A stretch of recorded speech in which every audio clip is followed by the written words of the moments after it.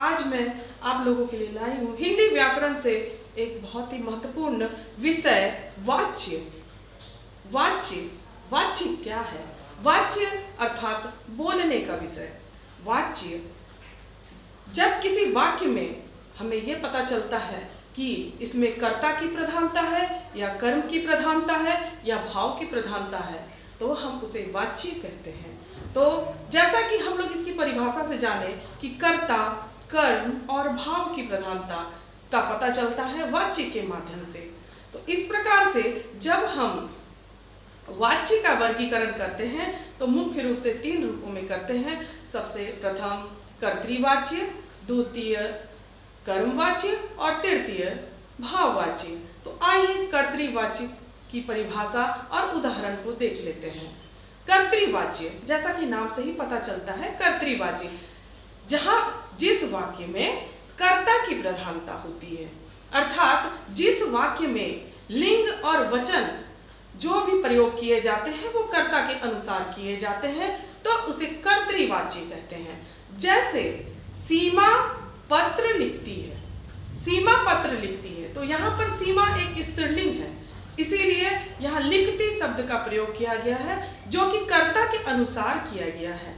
कर्ता के अनुसार यहाँ पर लिंग वचन का प्रयोग किया गया है, इसीलिए ये कर्तृवाच्य है।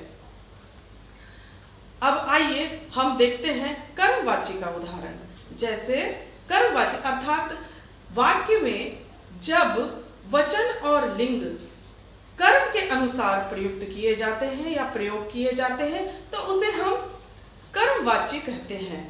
जैसे सीता के द्वारा पत्र लिखा जाता है, तो सीता के द्वारा पत्र लिखा जाता है। सीता यहाँ पे स्त्रीलिंग है, लेकिन यहाँ पे कर्म के अनुसार वचन और लिंग निर्धारित किए जाते हैं, कर्म के अनुसार किए जाते हैं। जैसे पत्र, पत्र यहाँ पर पुल्लिंग है, इसीलिए यहाँ पर प्रयोग किया गया है कि सीता के द्वारा पत्र लिखा जाता है।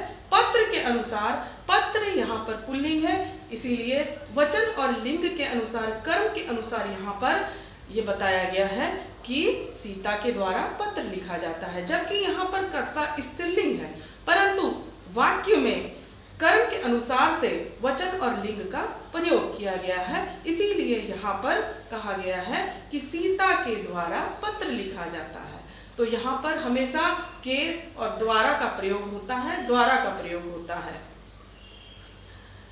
अब हम लोग देखते हैं भाववाच्य। भाववाच्य अर्थात जैसा कि इसके नाम से ही पता चलता है, जहां भाव की प्रधानता होती है उसे भाववाच्य कहते हैं।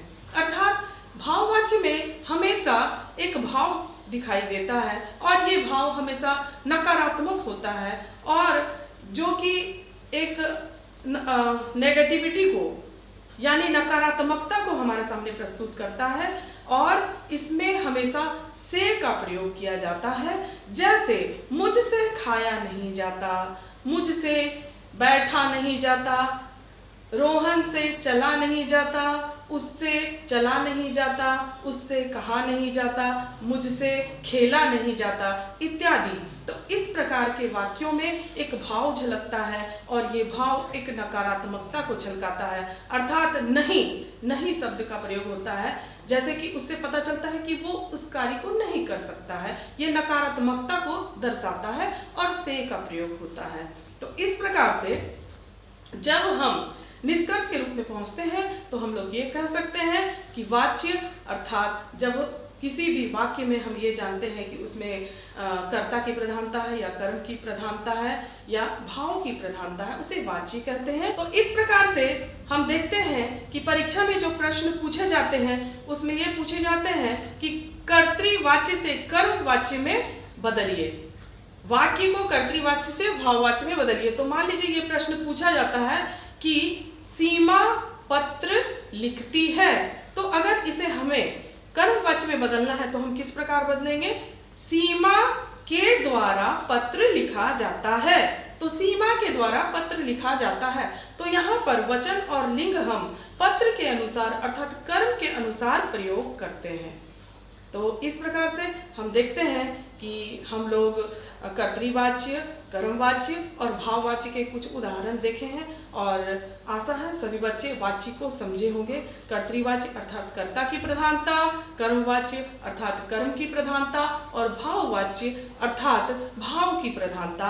और कर्तृवाच्य में हमेशा वचन और लिंग कर्ता के अनुसार से प्रयोग किए जाते हैं और कर्मवाच्य में कर्म के अनुसार से प्रयोग किए जाते हैं तथा भाववाच्य में हमेशा एक नेगेटिविटी अर्थात नकारात्मकता को दर्शाया जाता है और से का प्रयोग किया जाता है और कर्मवाच्य में हमेशा द्वारा का प्रयोग किया जाता है। तो आशा है सभी बच्चे अच्छी प्रकार से वाच्य को समझे होंगे।